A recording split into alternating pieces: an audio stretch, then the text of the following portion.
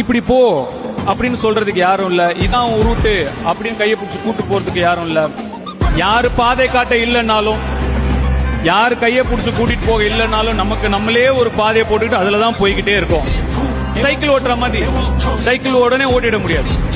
கீழே விழுந்தா முட்டி செராயும், அடிபடும், ரத்தம் வரும்.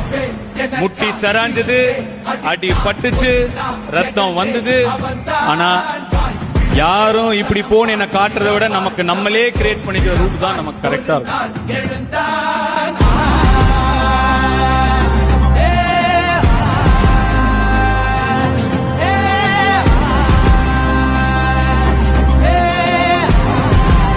நமக்கு லாபம் எந்த அளவுக்கு பெருசா தெரியுதோ அதுல ரிஸ்க்கும் அந்த அளவுக்கு இருக்கும்.